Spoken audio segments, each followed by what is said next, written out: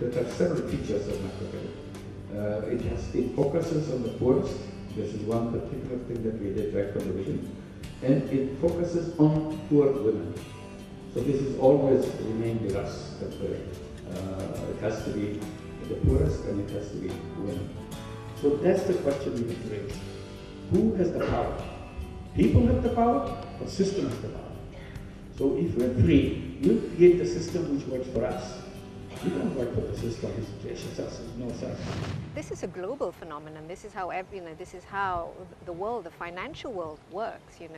Money to create more money, right?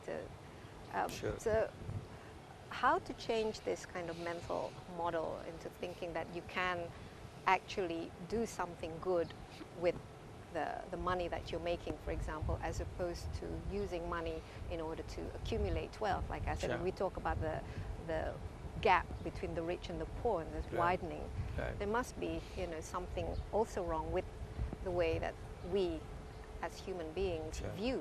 Yeah, it's a global system. You're right. It's a global system. It's not designed in Indonesia, or it's not designed for Bangladesh. And we're all somehow victims of that kind of global system. That's why poverty exists in all countries.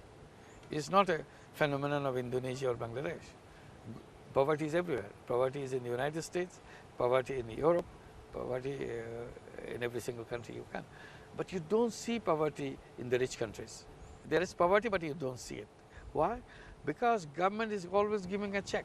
Every month they receive a check so that you can have a decent life for yourself. You have a house, you have a refrigerator, you have a car, you have everything, because government is paying you. They call it welfare system.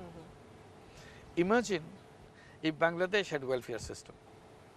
Every poor person has a house, every poor person has a nice little place, and they have food on the table because government pays for everything.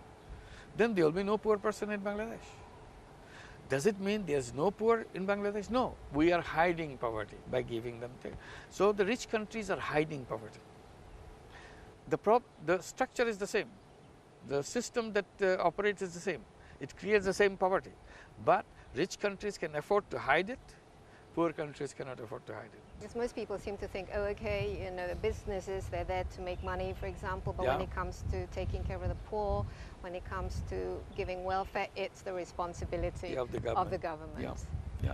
That's wrong. First of all, I'm saying that's old thought, that business is to make money. Business can be also to solve problems. So that's a new kind of business that I'm proposing. And we are not saying that all other business has to stop. Money-making business has to stop. That's not what we're saying. We are saying money-making business can continue. But in addition, we can create social business or problem-solving business. That's what we call social business. Tell me more about social business. How does it differ from normal profit-making business?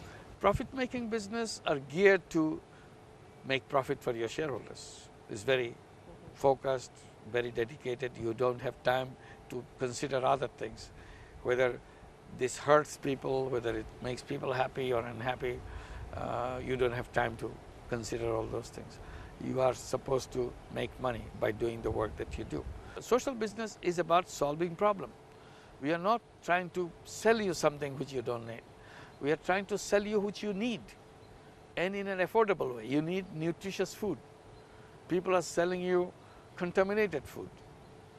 Social business want to stop you eating contaminated food. They come you in hygienic food, in an affordable price. So that's a social business.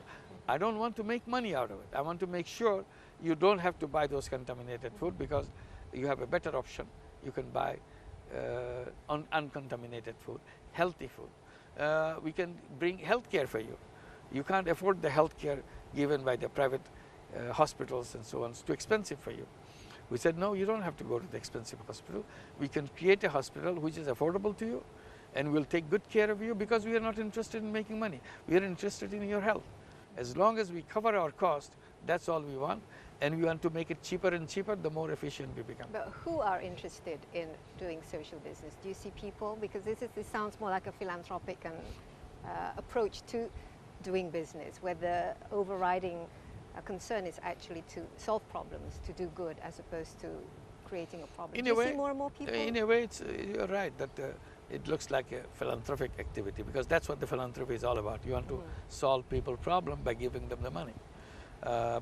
Providing health care, providing schools, free health care, and that's the philanthropy. Traditionally, we have known that. But the limitation of philanthropy is, when I open a school with philanthropic money, I used up the money, and I don't have money for next year. So I have to go raise money again. Because philanthropy money goes out. Not sustainable. Yeah, it's unsustainable. And money goes out, it doesn't come back. It's a one-way traffic. So every time you have to bring new money to keep it alive for another month or another year. That's what the departure of social business. You do the same thing in a business way, meaning that not only money goes, people are paying for that, and you get money back, and you cover all the cost. Then you got all the money back again. You use the money again. So you can do the same thing over and over again without any stop. So that becomes a powerful thing. So it is done in a business way, sustainable way. And you do it not for making money. In philanthropy, you didn't want to make money. So there's a common thing. I don't want to make money from social business either. So instead of doing it in a philanthropic way, I want to do it in a business way. From providing microfinancing to empowering the poor to create their own livelihood, Muhammad Yunus also focuses on social entrepreneurship. That is, building a business that has clear social benefits, but using all the strategic, planning and financial tools that drive a successful enterprise. The difference is the business motive. Rather than pure profit-driven, the social entrepreneur aims to provide practical solutions to social problems, using business skills such as innovation and resourcefulness. The result is to help reduce some of the world's most pressing problems, such as poverty, lack of clean water, the need for sustainable livelihood, lack of healthcare, and so on. There are many examples of social entrepreneurship being practiced all over the world, though still in small scale. Something that Muhammad Yunus hopes to see change in the future, as the presence of a social entrepreneur can make a big difference in finding solutions to some of the world's big problems. Young people in particular are hoped to be future social entrepreneurs. Yunus and the Grameen Bank actively encourage young people to take an interest and develop social businesses, as they are the ones that will inherit and be impacted by global problems that we create today. With their networking skills and technology, as well as idealism, young people are ideal for seeding new social business ideas that will help their communities. But So do you that see a becomes lot of people powerful. wanting to do that? I Not can make ask, money out of yeah, I mean, I can ask the same question to you. Do you see many people do philanthropic work? Yes, there are a lot of people do philanthropic work. So there's no shortage of people doing philanthropic work. So those philanthropic work suddenly think, I can do it a better way, in a business way. Then you have a social business too. Because you are giving away this money anyway. So all you have to do now, so that it becomes a continuous process, you convert it into a social business, and you do that. So philanthropic money, where this money will come from? This is the basic question. It can come from the philanthropic world, converting philanthropic work into social business, or it can from the business world. Some businessmen say, okay, I'm doing this business, I make a lot of money. Why don't I create a social business to solve this problem?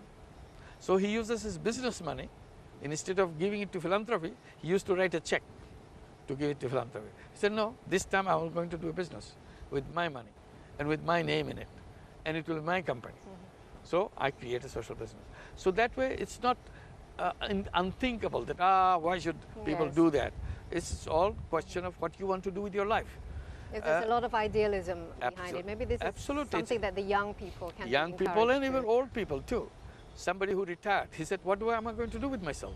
I made enough money, I get a good pension, I have lots of ideas. Why don't we use my money to do a social business?